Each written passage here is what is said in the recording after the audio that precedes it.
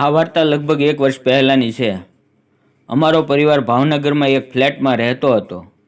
મારા પરિવારમાં mummy papa અને મારો નાનો ભાઈ છે અને મારું નામ રવિ છે. મારા પાડોશમાં એક મેડમ રહે છે જે અંગ્રેજીના શિક્ષક છે. તેનું નામ સોનાક્ષી મેડમ છે. તે એટલા ખૂબસૂરત છે કે તેને કોઈ પણ જુએ તો રાજા બાબુ સલામ કરવા લાગે.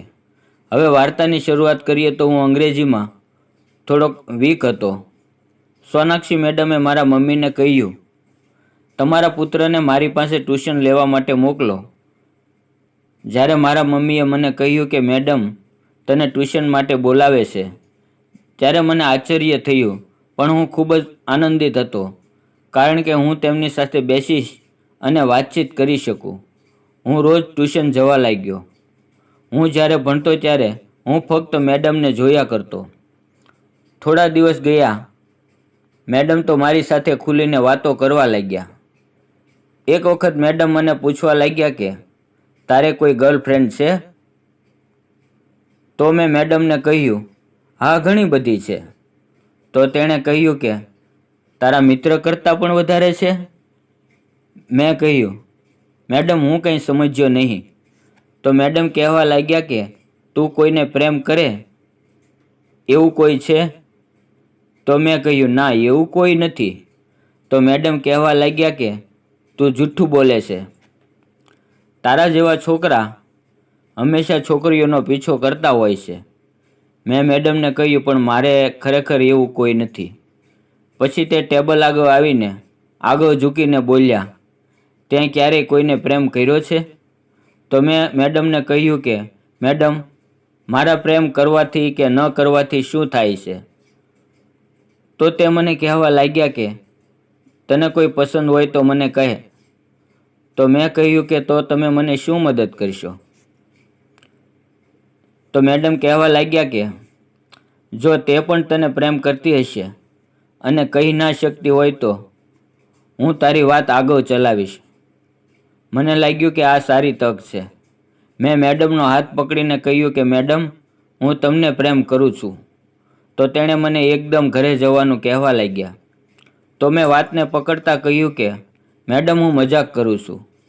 તો મેડમને થોડીક રાહત મળી અને પછી હું ત્યાંથી ઘરે આવી ગયો. આખી રાત હું આ વાત વિશે વિચારતો રહ્યો. બીજે દિવસે જ્યારે હું ટ્યુશન માટે ગયો ત્યારે મેડમ સુંદર મજાની સાડી પહેરી હતી. તે મારી સામે જોઈને થોડુંક સ્મિત આપ્યું અને મને બેસવાનું કહ્યું. મેં મેડમને પૂછ્યું કે મેડમ તમે બહાર જઈ રહ્યા છો?